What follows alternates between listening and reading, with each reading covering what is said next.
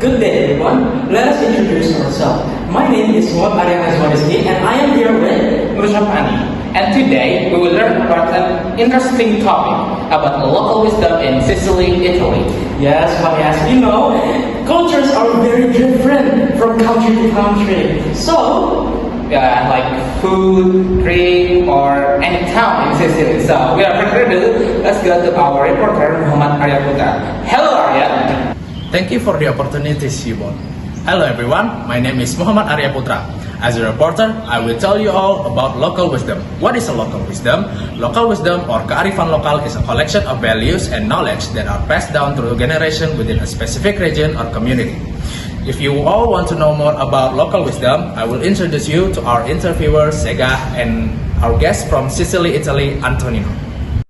Thank you, Arya, for having me. Hello, everyone. My name is Muhammad Segah Fadillah, and I'm here to do an interview about local wisdom in Sicily, Italy. And in this interview, I will be joined by Nino. Hello, Nino. Can you tell us more Hello. about you? Of course, I'm 20 years old. I live in Sicily, as you may know. Yes. Currently looking for work since I've moved here since a month ago. And yeah, that's pretty much about it right now. I came from Sweden originally, but I Oh, had family here in Sicily. So I decided to move down and start a life here. all right.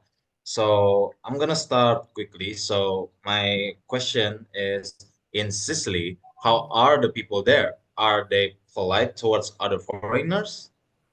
Well, yes, they are. They are very welcoming. They take care. They take care of you a lot because you know in Sicily we have a lot of tourists, a lot of foreigners. So we always make sure to take good care of them when they are here and visiting us. All right. It sounds like almost the same like Indonesia, where many foreigners came and we Indonesian people were really polite to them. So yes. Ah, And my all right. my next question is, what are some cuisine that you would recommend to us if someone from anywhere will ever visit Sicily? So I do have one dish in mind, and I would actually recommend the famous dish called arancino, which is basically a fried rice ball that contains meat and mozzarella, but it comes in different variants. You can have it with spinach, you can have it with pistachio, with aubergine. There's a lot of varieties in that dish, and it's really good. If you ever come to visit here, it's a Oh, really good dish. so the base is actually from fried rice, right? Yes.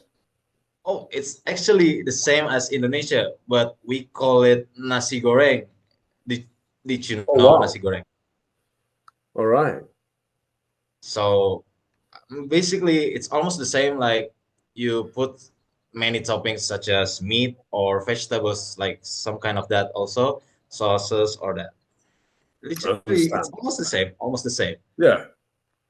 And I also curious about in Italian, why do some Italian people speak using their body language?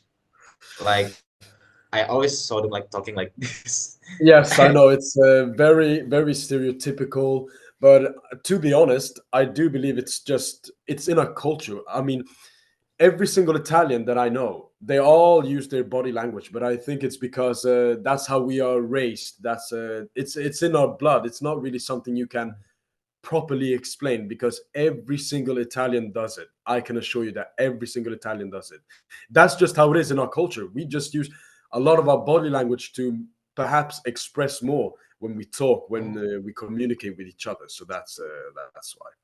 so it's just like kind to explain more clearer, right? Exactly. Yes. Ah, okay. And I also know that there are a lot of cheese in Italy, like Parmesan. Uh, wait, I actually know a lot, but I just forgot the name. I only remember Parmesan. So can you tell me what is your favorite cheese?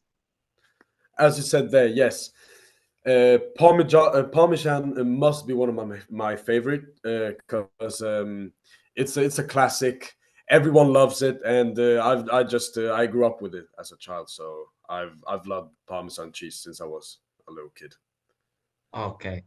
Um, Also in Sicily, if a foreigners, especially Asian people like us, ever visit to Sicily, what are some of the best place in Sicily that we should visit? Like some landmarks that has from Sicily.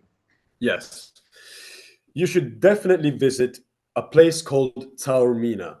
It's near to the coast of Sicily, and it has a beautiful landscape with the sea, exquisite food and drinks, and it's an extraordinary place for foreigners and visitors, because everybody comes there to visit, because it's a place that you can't forget. It's a must see when you're here in Sicily.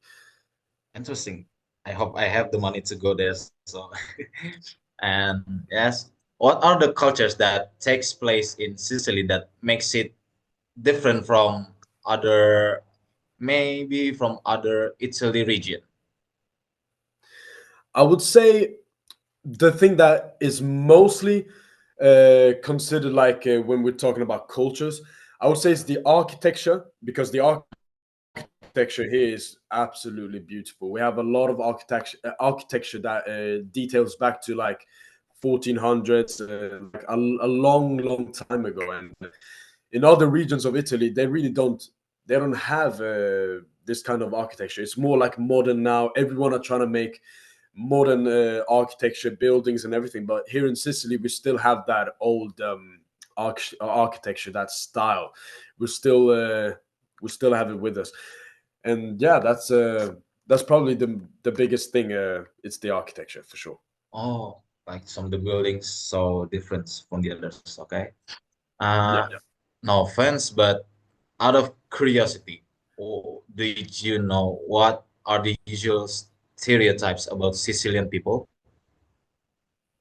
Yeah, well, as we talked about before, the body language, Right. that's a stereotype that will never cease to exist. That will stay with Italy forever. But then other than that, when we talk about Sicilians and what stereotypes they have, is people always perceive them as they are very loyal, they are very family orientated, which means they often take care of each other. They are always there for one another. And then obviously we have probably the most common stereotype, which would be the mafia. Unfortunately, Sicilians are correlated with the mafia, and it's been like that since ages. Well, is it like dangerous, like the mafia? I would say probably maybe 30 years ago, it could be dangerous, yes. Because the mafia, they were roaming around the streets, but now they work more in the shadows. They don't really show themselves to the public anymore. So I wouldn't say really there's much of a danger when you go outside, because after all, the mafia are just they're doing their own business. They don't really bother anyone else any longer. It's just yeah. So it's actually more safer from now on, like more safe. Yes, definitely. Okay. I think that's all the time I have. Thank you, Nino. I really appreciate you for giving us time to attend this interview about local wisdom on Sicily. Thank you Of so course. much for all the responses. Thank And you for now we'll be having me. back to, oh yes, really appreciate it. So, and now we'll be back to Arya Putra. Please proceed. Thank you. Thank you, Segah, for the interview. For the conclusion, local wisdom is about difference in any region. As an example from Sicily, Italy, what differentiates them from other region in Italy is their architecture are more rich and diverse than other region in Italy. That's all from me. Thank you everyone for the attention. Fanny and Ari, you can take it from me.